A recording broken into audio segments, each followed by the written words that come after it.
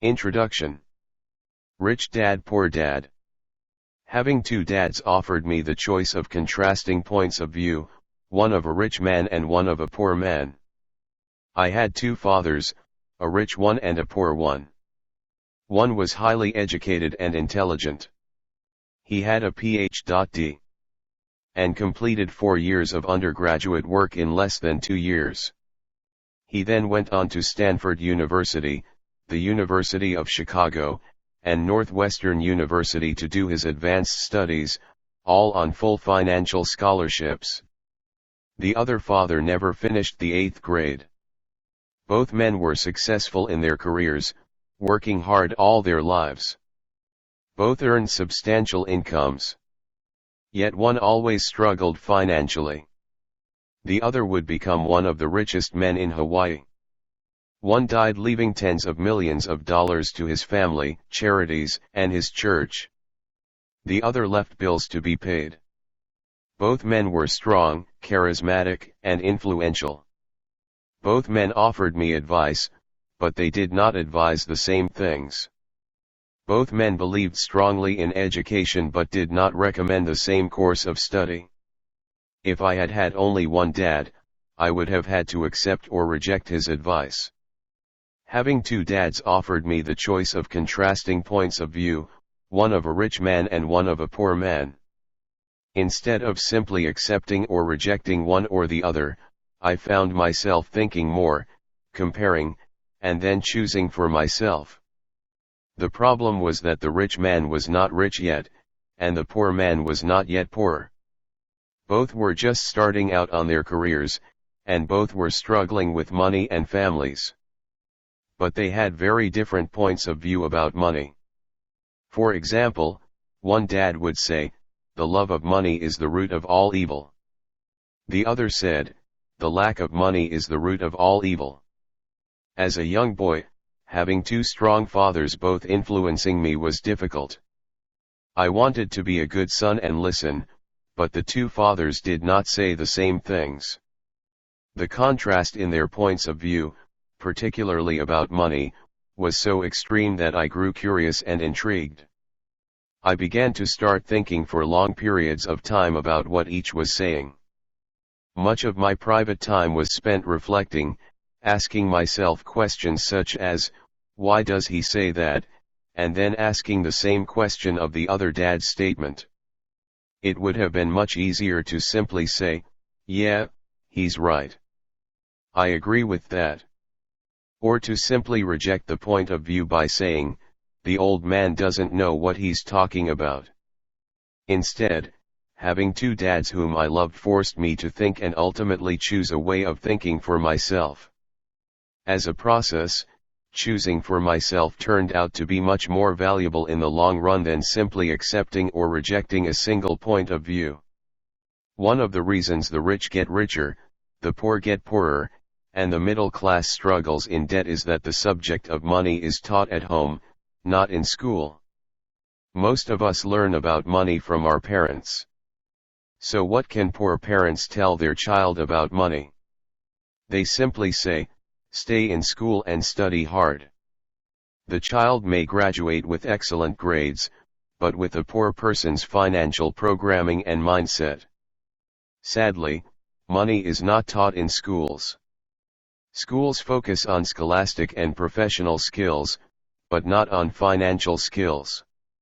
This explains how smart bankers, doctors, and accountants who earned excellent grades may struggle financially all of their lives.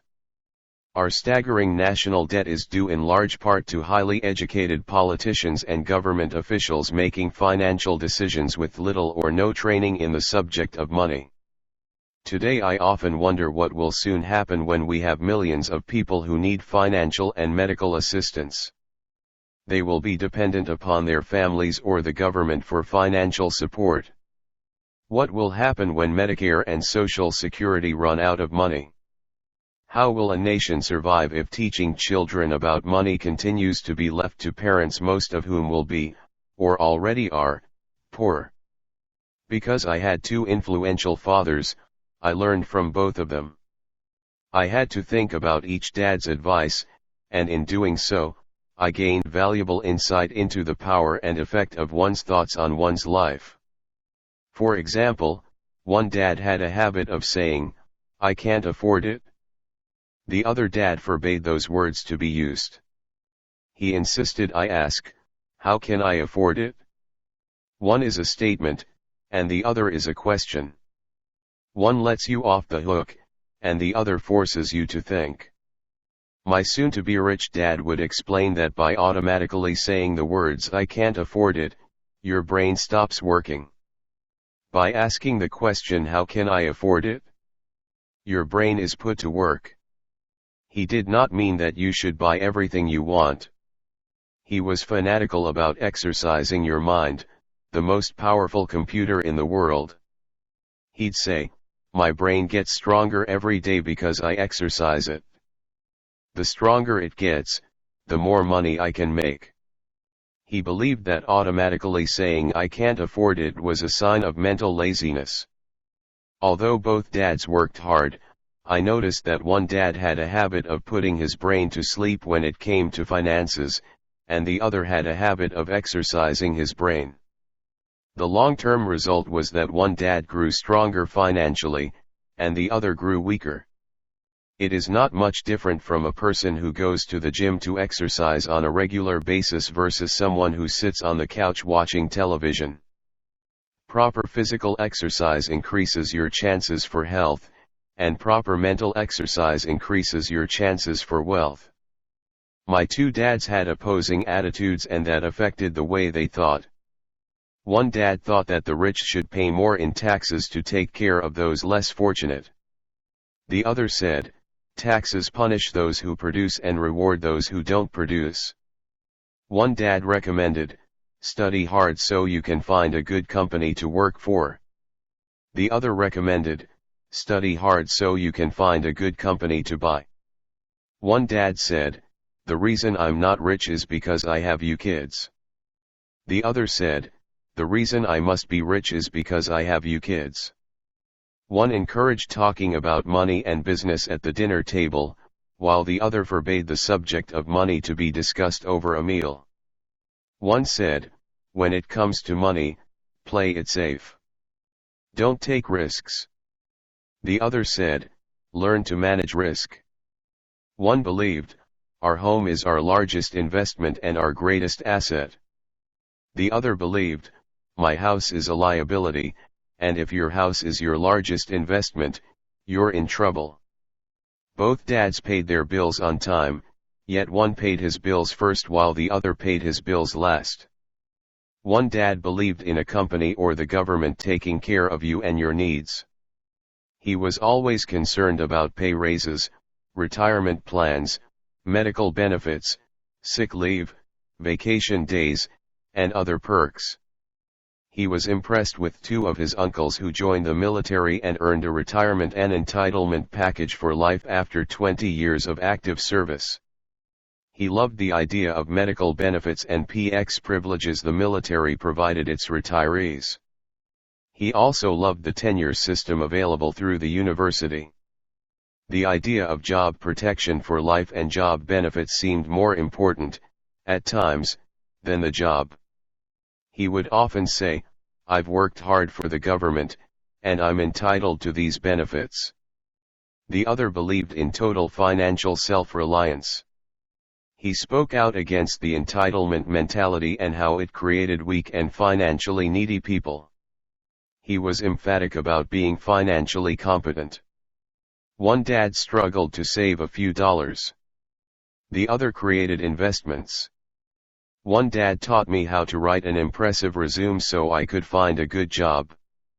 The other taught me how to write strong business and financial plans so I could create jobs. Being a product of two strong dads allowed me the luxury of observing the effects different thoughts have on one's life. I noticed that people really do shape their lives through their thoughts. For example, my poor dad always said, "I'll never be rich." And that prophecy became reality. My rich dad, on the other hand, always referred to himself as rich. He would say things like, "I'm a rich man, and rich people don't do this." Even when he was flat broke after a major financial setback, he continued to refer to himself as a rich man. He would cover himself by saying, "There is a difference between being poor and being broke. Broke is temporary. Poor is eternal." My poor dad would say, "I'm not interested in money, or money doesn't matter." My rich dad always said, "Money is power." The power of our thoughts may never be measured or appreciated, but it became obvious to me as a young boy that it was important to beware of my thoughts and how I expressed myself. I noticed that my poor dad was poor, not because of the amount of money he earned, which was significant, but because of his thoughts and actions. As a young boy having two fathers, I became acutely aware of being careful about which thoughts I chose to adopt as my own. Should I listen to my rich dad or to my poor dad? Although both men had tremendous respect for education and learning, they disagreed about what they thought was important to learn. One wanted me to study hard, earn a degree, and get a good job to earn money. He wanted me to study to become a professional, an attorney or an accountant, and to go to business school for my MBA. The other encouraged me to study to be rich, to understand how money works, and to learn how to have it work for me. "I don't work for money," were words he would repeat over and over. "Money works for me." At the age of 9, I decided to listen to and learn from my rich dad about money. In doing so, I chose not to listen to my poor dad, even though he was the one with all the college degrees. There is a difference between being poor and being broke. Broke is temporary. Poor is eternal. A lesson from Robert Frost. Robert Frost is my favorite poet. Although I love many of his poems, my favorite is The Road Not Taken. I use its lesson almost daily. The road not taken, two roads diverged in a yellow wood, and sorry I could not travel both and be one traveler.